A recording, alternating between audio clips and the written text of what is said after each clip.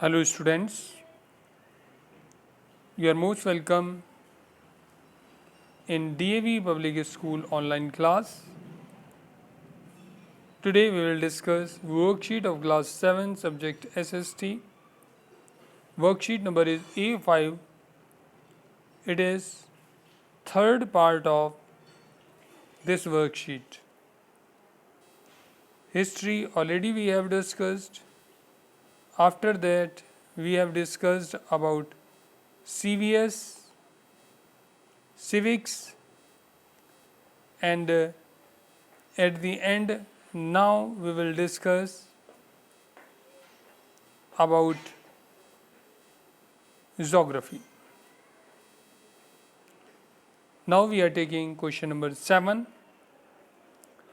Answer the following questions. आगे दिए हुए क्वेश्चंस के आंसर दें. Question number 1. What is the narrow contact zone of land, water and air which supports life known as? What is the narrow contact zone? वो क्या छोटा पतला contact zone है लैंड का, वाटर का और एयर का, विच सपोर्ट्स लाइफ, जो कि जीवन को सपोर्ट करता है, नन एज उसे जाना जाता है.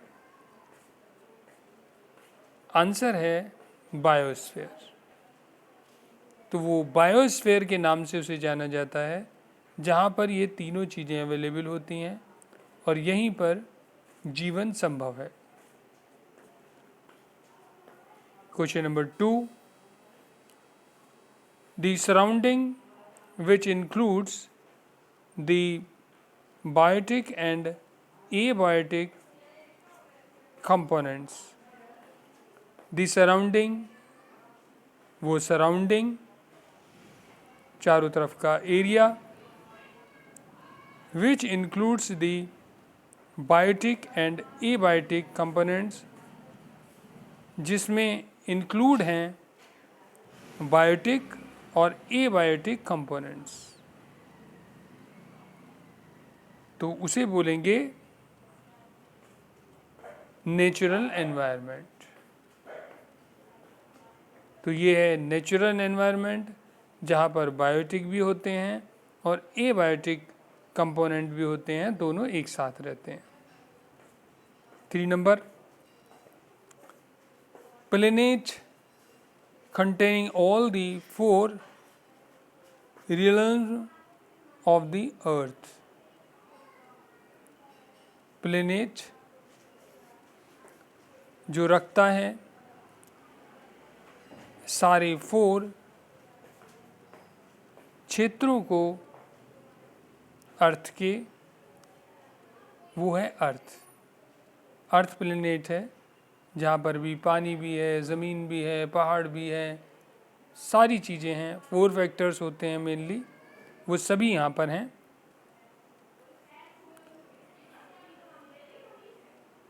Question number 4. Where gases envelop the earth with a gravitational force. Where जहाँ पर gases envelop the earth, earth को ढकती हैं, with a gravitational force, gravitational force के साथ. तो उसमें ग्रेविटी भी होती है जिसका प्रभाव गैसेस पर होता है और वो एक आंसर है एटमॉस्फेयर. ये एटमॉस्फेयर है जहाँ पर गैसेस ग्रेविटी के साथ संबंध रखते हुए एक वातावरण तैयार करती हैं। तो इसका आंसर हुआ atmosphere. Question number 5, environment which deals with the factors, एक एनवायरनमेंट जो डील करता है फैक्टर्स के साथ, जैसे कि रोड्स, रेलवेज, टेलीकम्युनिकेशन एक्सेट्रा, तो इसे बोला जाता है मैन मेड एनवायरनमेंट। तो इस प्रकार का जो एनवायरनमेंट है ये सारा मैन मेड एनवायरनमेंट है। क्वेश्चन नंबर 8, डिस्टिंग्विश बिटवीन, अंतर बताना है रॉक एंड मिनरल्स का।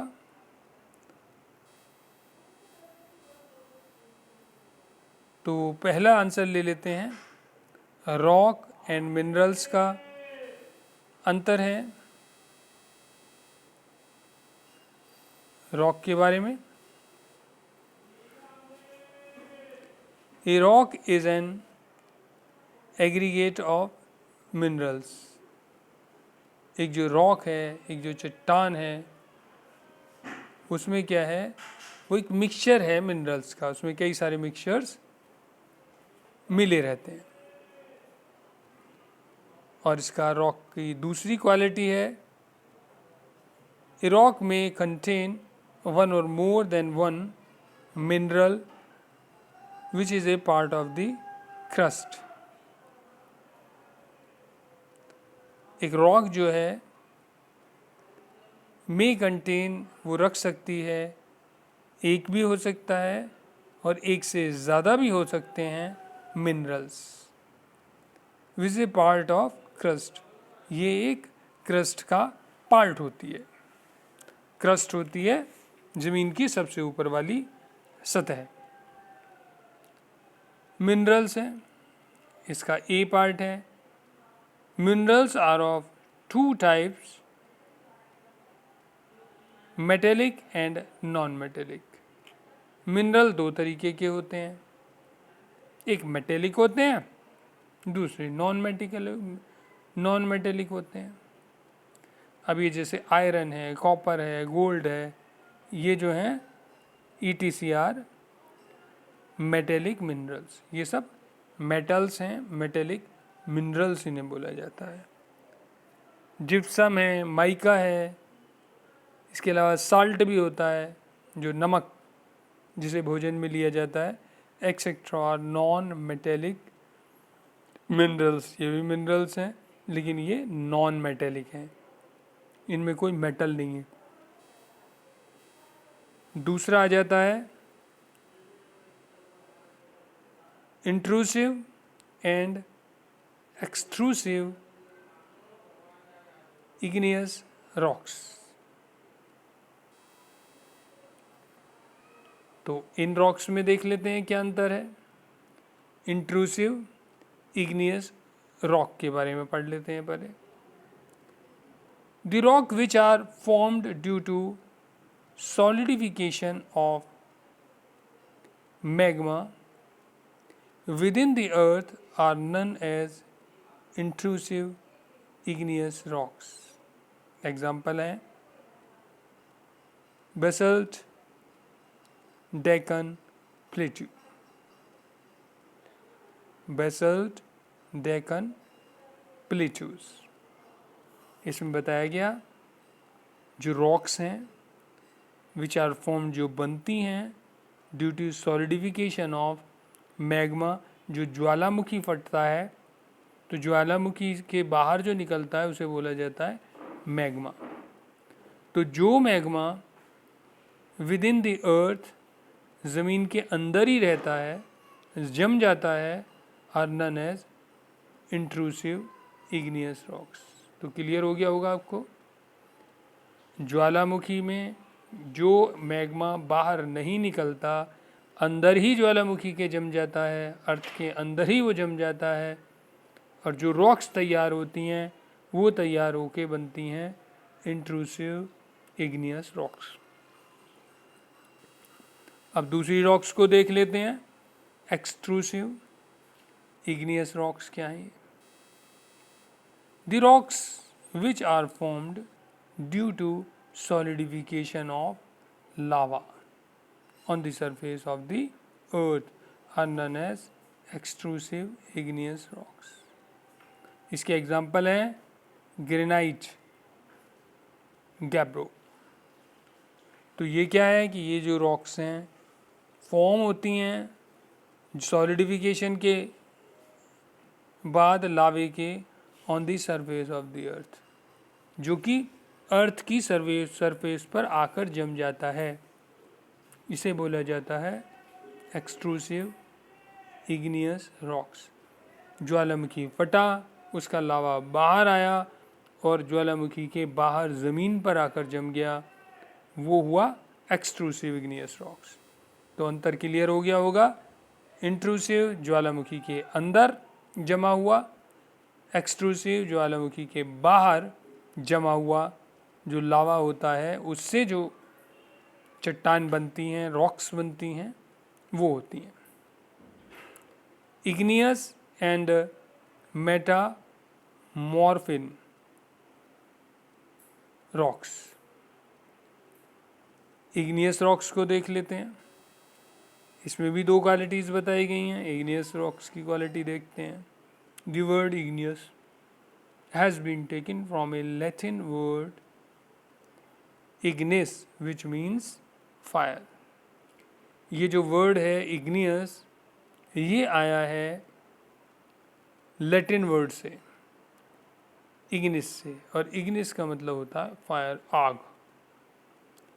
दूसरा इसके बारे में, igneous रॉक्स के बारे में, all igneous rocks are formed after the cooling and solidification of molten material known as magma and lava। Example इसके हैं बेसल्ट और ग्रेनाइट।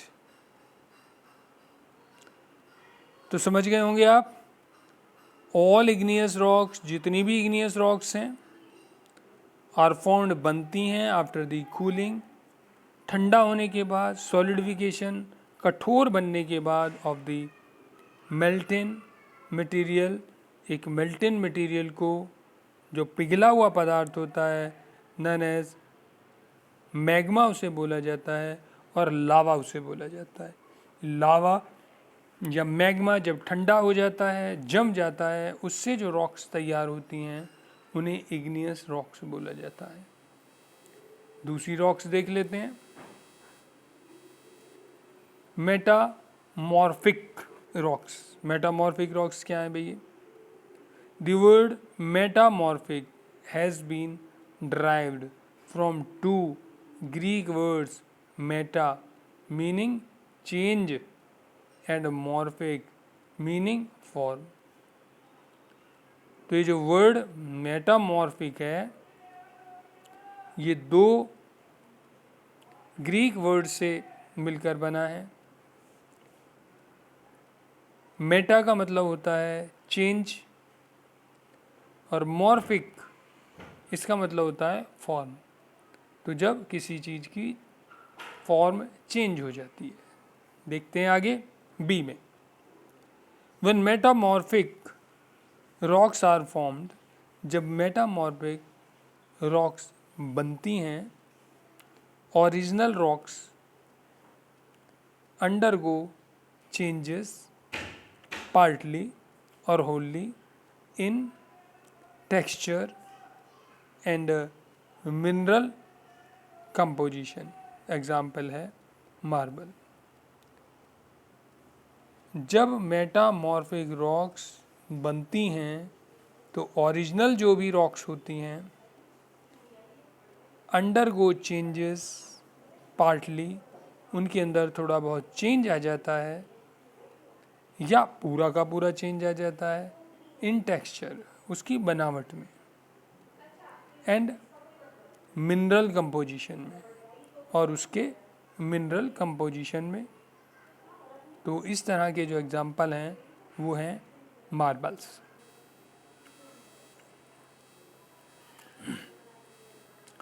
अब आते हैं क्वेश्चन नंबर 9 पर।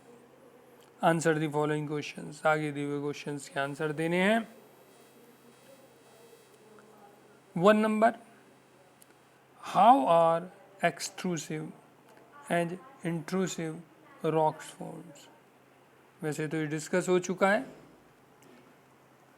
अंतर में हमने डिस्कस किया था, फिर देख लेते हैं। How are extrusive and intrusive rocks formed, ये इंट्रूसिव रॉक्स और एक्सट्रूसिव रॉक्स कैसे बनते हैं। तो मैग्मा ठंडा हो जाता है, सॉलिड हो जाता है और बन जाते हैं।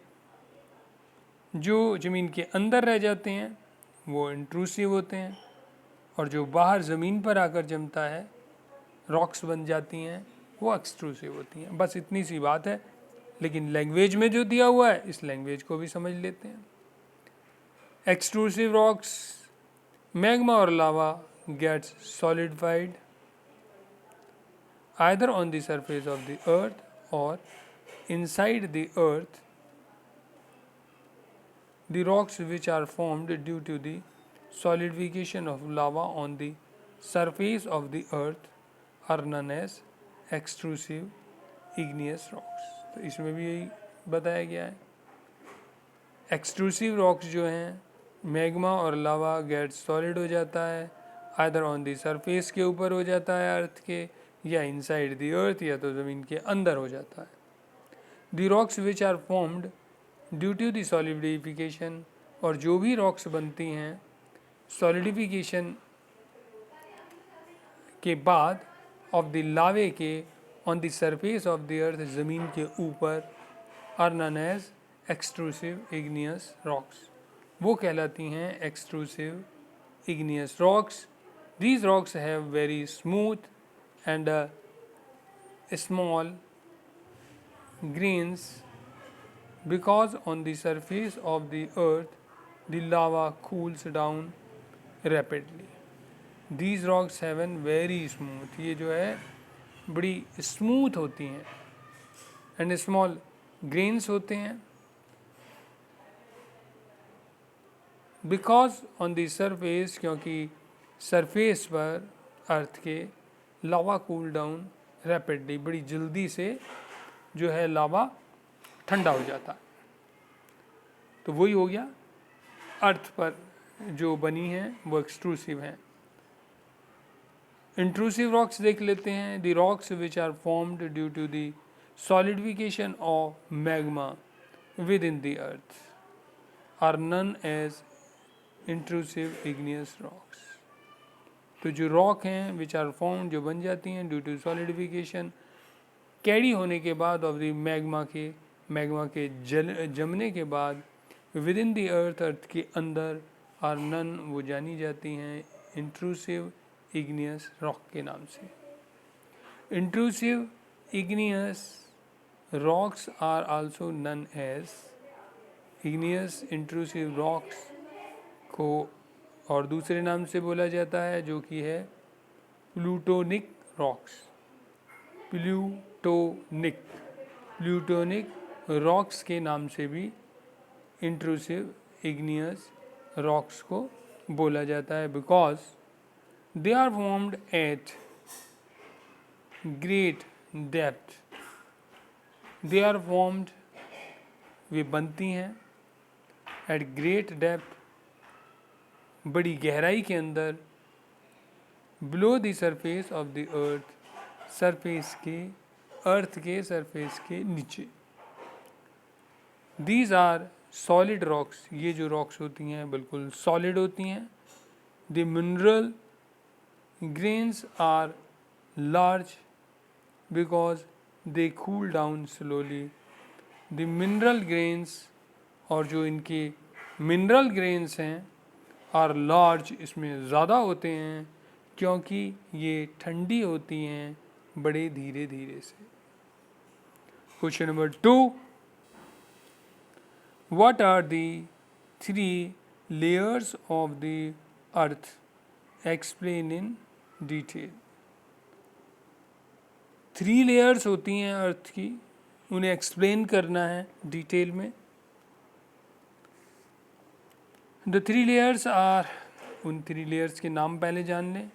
क्रस्ट है जो सबसे ऊपर की लेयर है, उसके बाद लेयर शुरू होती है मेंटल, और लास्ट में सबसे नीचे जो लेयर होती है वो होती है कोर। अब इनके बारे में देखते हैं। ए,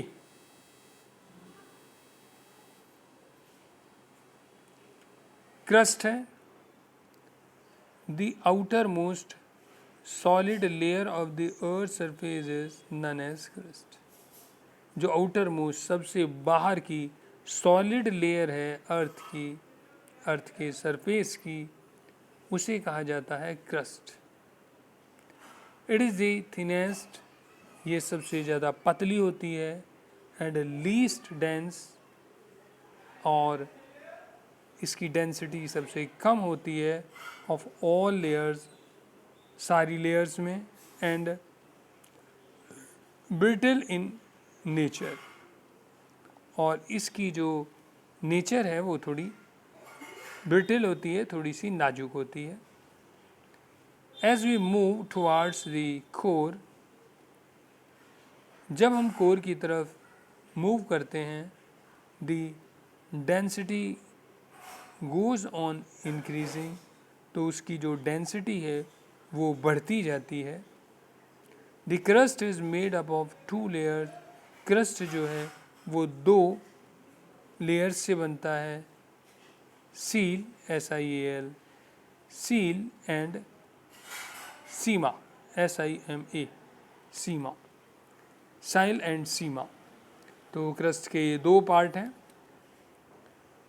डेंसिटी को भी थोड़ा सा समझते चलें। ये जो डेंसिटी की बात की जाती है, डेंसिटी है, मान लीजिए एक गिलास में कोई सेंट भरी हुई है,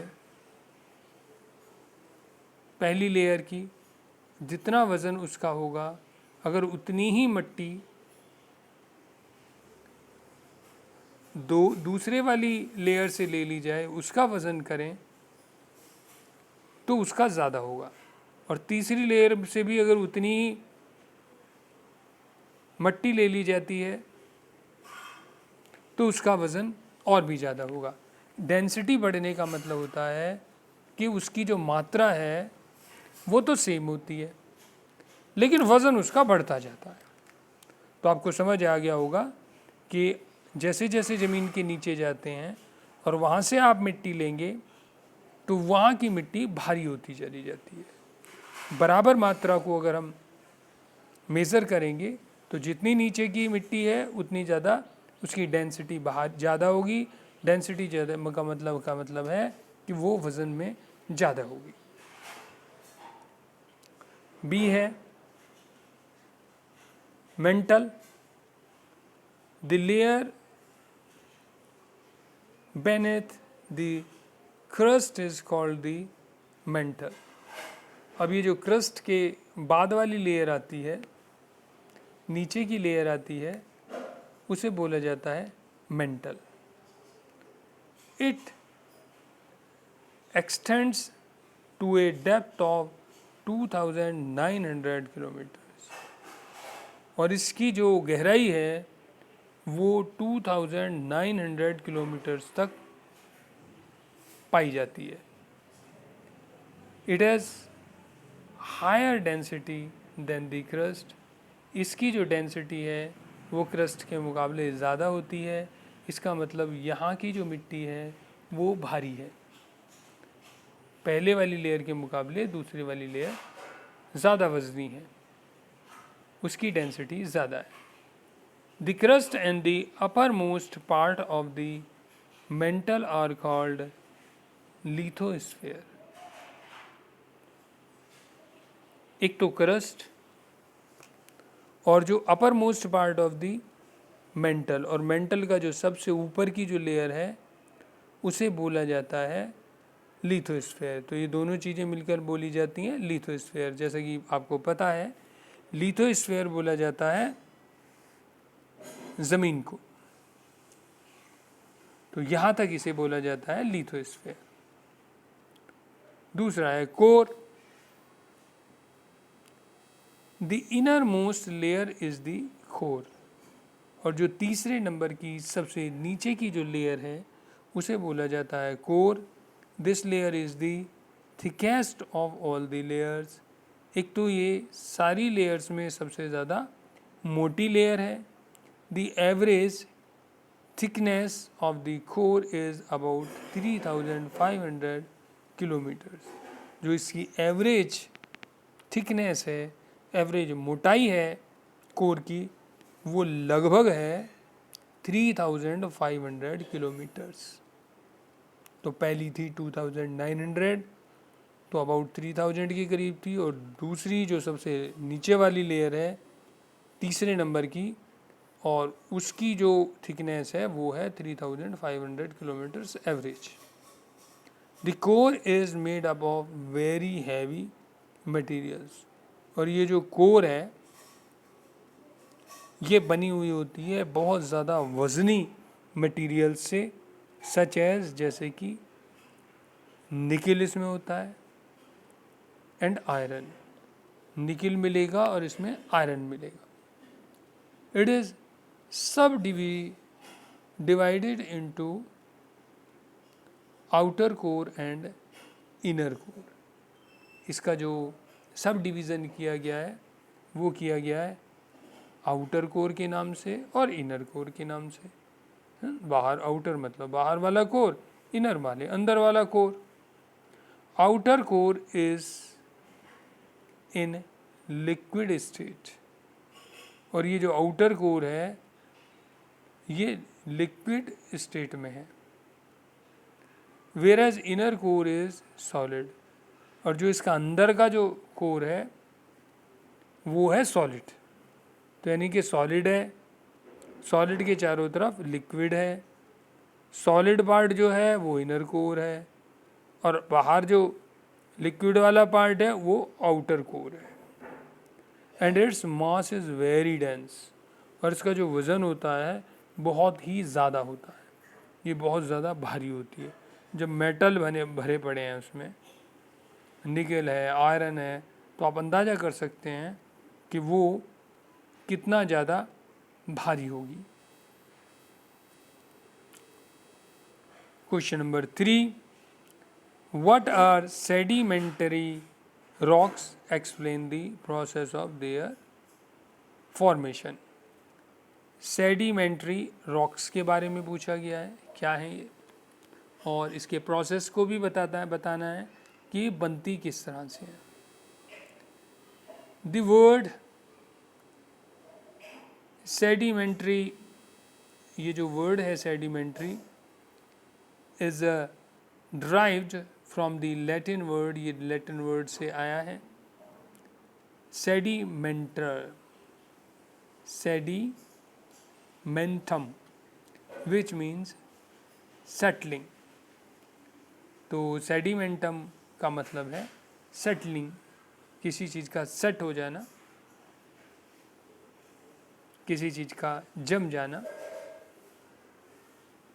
दी wear and tear of rocks, ये जो रॉक्स हैं इनका जो वियर टियर है टाइम के साथ इसमें जो इनके ऊपर फ़र्क आता है, into smaller fragments and their deposition leads to the formatting of sedimentary rocks। तो वियरिंग टीयरिंग ऑफ जो रॉक्स है, यानी कि रॉक्स में जो भी टूट फूट होती रहती है, जो उसमें घिसावट होती रहती है, ये सारी जो टूट फूट है ये कहीं ना कहीं डिपॉजिट हो जाती है, इकट्ठी होके जो एक साथ इकट्ठी होके जो फॉर्म करती है वो बन जाती है सेडिमेंट्री रॉक्स। तो ये रॉक्स जो है टूटी फूटी रॉक्स जो हैं मिलकर सेट हो जाती हैं और नई रॉक बन जाती है। जो नई रॉक बनती है उसे बोला जाता है सेडिमेंट्री रॉक। तो ये पुरानी रॉक से के टुकड़ों से मिलकर बनती है। वेरियस एक्सटर्नल फोर्सेस, कई सारे जो बाहर की फोर्स हैं, लाइक वेदरिंग, जैसे गर्मी सर्दी का फ़र्क पड़ता है रॉक्स के ऊपर, इरोजन, पानी के कारण से उसके ऊपर फ़र्क होता है, कहीं ना कहीं से वो टूटती रहती हैं, बहती रहती हैं, डिग्रेडेशन, उसकी क्वालिटी भी टाइम के साथ उतनी मजबूत नहीं रह जाती है, एक्सेट्रा। तो कई सारे कारण हैं जिनसे cause the rocks to disintegrate. इन सब कारणों से रॉक्स में क्या होता है, थोड़ा सा टूट फूट होती रहती है। The loose and unconsolidated particles get compacted and form a layer. और ये जो जितना भी लॉस होता रहता है, जितनी भी टूट फूट होती रहती है, ये जो है सब कंपैक्ट हो जाते हैं, इकट्ठे हो जाते हैं और एक लेयर फॉर्म करते हैं। In many sedimentary rocks the layers of deposits retain their characteristics. और ये जो लेयर्स हैं सेडिमेंट्री रॉक्स की, इन्हीं से इनके कैरेक्टरिस्टिक्स डिसाइड होते हैं कि इनमें क्या क्या है और ये किस क्वालिटी की हैं। 4 नंबर है व्हाट आर इग्नियस रॉक्स। ये इग्नियस रॉक्स क्या हैं? Mention 2 types of igneous rocks. 2 तरीके की इग्नियस रॉक्स के बारे में बताओ। वैसे तो ये पहले क्वेश्चन आ चुका है इससे रिलेटेड, फिर से डिस्कस कर लेते हैं। The word igneous has been taken from a Latin word ignis which means fire. ये जो वर्ड है इग्नियस, ये लिया गया है लैटिन वर्ड इग्निस से और इसका मतलब होता है fire. All the igneous rocks have been formed after the cooling and solidification of the molten material known as magma or lava. All the igneous rocks, सारी की सारी igneous rocks have been formed, बनती हैं after cooling, ठंडा होने के बाद और जमने के बाद मोल्टेन मटेरियल के, जिसे कि मैग्मा या लावा बोला जाता है। They are known as primary rocks. इन सबको प्राइमरी, सबसे पहले बनने वाली रॉक्स के नाम से जाना जाता है। By the internal pressure and heat, जो कि ज़मीन के अंदर का जो प्रेशर होता है और जो हीट होती है, the rocks inside the earth get melted. जो रॉक्स हैं ज़मीन के अंदर वो मेल्ट हो जाती हैं इनटू ए लिक्विड, एक लिक्विड में, form which is pushed further. और उसके बाद ये दोबारा आगे पुश की जाती हैं टुवर्ड्स द सरफेस, ऊपर ज़मीन के सरफेस की तरफ, वेयर इट कूल्स डाउन, जहाँ पर जाकर ये ठंडी हो जाती हैं, एंड गेट्स सॉलिडिफाइड, और दोबारा से सॉलिड हो जाती हैं, thereby making up the crust, और इससे जो तैयार होता है वो होता है क्रस्ट। क्रस्ट तैयार हो जाता है।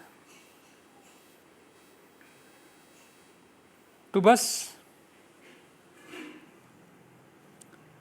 ये आपकी वर्कशीट कंप्लीट हुई। आई होप आप वर्कशीट को दोबारा से पढ़ेंगे, वीडियो को ध्यान से सुनेंगे, दोबारा से वर्कशीट को पढ़ेंगे। बार बार सुनने और पढ़ने से आपको सारा कुछ अच्छे से क्लियर हो जाएगा। अगली वर्कशीट तक के लिए थैंक यू वेरी मच।